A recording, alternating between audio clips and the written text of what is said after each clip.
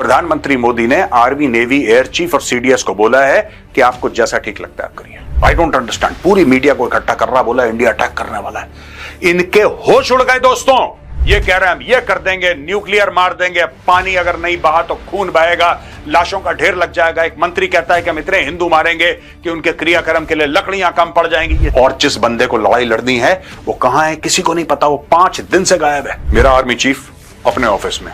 पाकिस्तानियों, तुम्हारा army chief कहां है तो बताओ मुझे। बड़े बड़े ब्यूरोक्रेट्स, बड़े बड़े जजेस अपने बीवी बच्चे बाहर भेज रहे हैं, बड़े बड़े बिजनेसमैन जो भारतीय अफवाज को नरेंद्र मोदी जी ने फ्री हैंड दे दिया है। पाकिस्तान का रिस्पांस चेक करने का भी एक तरीका हो सकता है। उसके बाद पाकिस्तान में भी प्रेस कॉन्फ्रेंसेस हुई, जबरदस्त प्रेस कॉन्फ्रेंस DGISPR की जानिब से की गई और इंडियन इन्वॉल्वमेंट के पाकिस्तान में जो टेररिज्म होता है उसके सबूत भी सामने पेश किए गए मीडिया के। कुछ डिप्लोमेट्स के साथ मीटिंग्स भी बहुत अहम हुई, बहुत कुछ चल रहा है।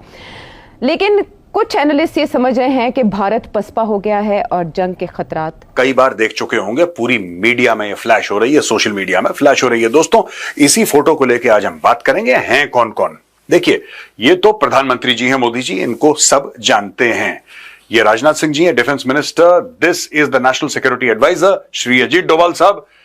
यहां पे हैं जनरल अनिल चौहान, राइट? ये हैं general Anil Chauhan, CDS.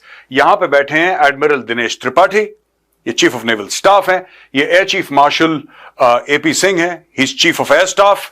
And this is general Upendra Dwivedi, chief of army staff, जो पाकिस्तानी ये कहते हैं कि साहब कहां हैं सब लोग, कहां हैं? यहां हैं पूरे। Hit first, hit hard, keep hitting.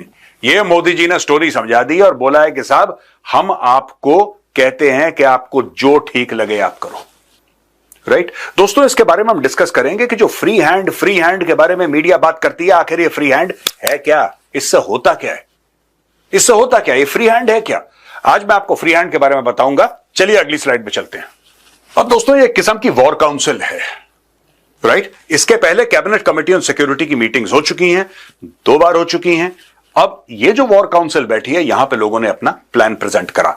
Doval साहब ने पूरा इंटेलिजेंस नेटवर्क के बारे में बताया होगा कि साहब ये हमारी खुफिया सूत्रों से खबर है।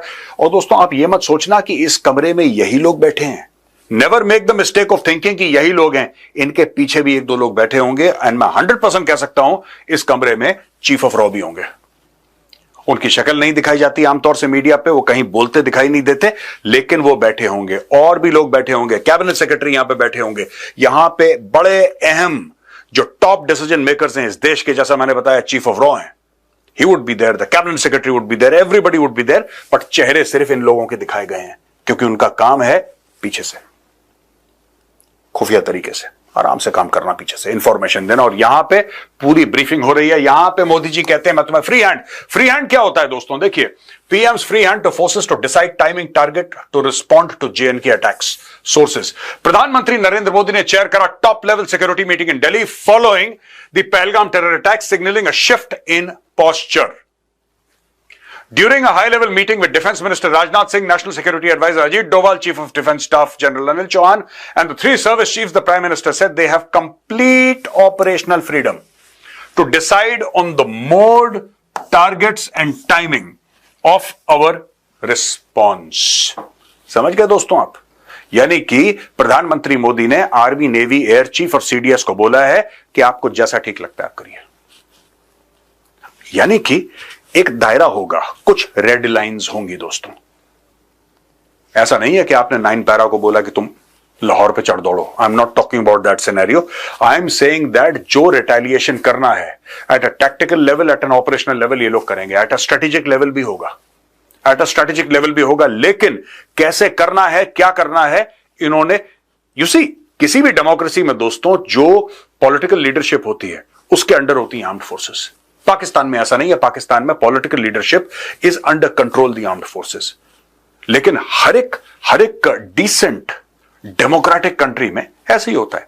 The political leadership is supreme. तो यहां पे क्या है कि इन लोगों को बोल दिया, जितने भी आर्मी, नेवी, एयरफोर्स के चीफ और CDS हैं, जितने भी हैं हुआ the chiefs of the armed forces, इनको ये बोल दिया गया now it's up to you. आप बताओ आपको जो चाहिए हमसे, it is done. Now you decide the nature, time and place of your response. ये रिस्पॉन्स कैसा होना चाहिए, इस रिस्पॉन्स में क्या क्या होगा, कितनी क्षति दुश्मन को पहुंचेगी, कितना नुकसान दुश्मन का होगा, ये आप डिसाइड करो। आपको आज करना है, कल करना है, परसों करना है, एक हफ्ते बाद करना है, यू डिसाइड। तीनों को एक साथ करना है, यू डिसाइड। आप लोग इसकी फिक्र करो, आप लोग इसको एग्जीक्यूट करो। यह प्रधानमंत्री जी ने डन कर दिया है दोस्तों। अच्छा दोस्तों, अगली स्लाइड जाने से पहले मैं आपको फिर बताना चाहता हूं कि प्रधानमंत्री और ये जितने भी लोग हैं सारे के सारे यहां बैठे हैं, this is the army chief. ये मैं आपको बता चुका हूं, ये आर्मी चीफ है, ठीक है। अब मैं बार बार आपको बता रहा हूं कि ये आर्मी चीफ है। क्यों बता रहा हूं, ये कारण आपको पता लगेगा अगली स्लाइड में। चलिए अगली स्लाइड पे चलते हैं। अब दोस्तों इस स्लाइड पे देखिए, पाकिस्तान के इंफॉर्मेशन मिनिस्टर अताउल्लाह तारड़ ये कहते हैं पाकिस्तान के पास सबूत है कि भारत अगले 24 से 36 घंटे में हमला करने वाला है, और भारत के पास कोई प्रूफ नहीं है ऑन द कैसे करेंगे और पाकिस्तान का क्या रिस्पांस होगा। तो wiser council must have prevailed कि जो भी हम करेंगे ये वापस ज़रूर करेंगे कुछ। तो ये ना हो कि ये एस्केलेशन शुरू हो जाए और फिर कहाँ रुकेगी जाके बात।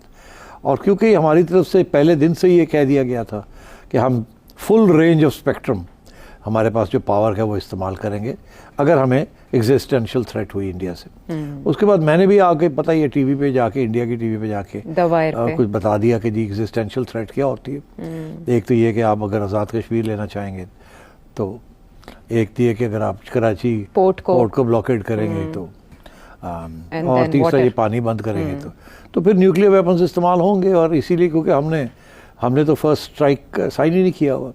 हम तो कहते हैं कि अगर हुआ ऐसी सूरत हाल होगी जहां हमें ऐसे लगता है कि मुल्क टूट जाएगा या आप ले जाएंगे सब कुछ, तो फिर हम इस्तेमाल करेंगे। तो इसलिए तो वो मेरा ख्याल है कुछ सोबरिंग किस्म की वार्निंग है वो। और इंडिया को पता है कि इसीलिए पाकिस्तान ने बम बनाया है अपने आप को महफूज करने के लिए।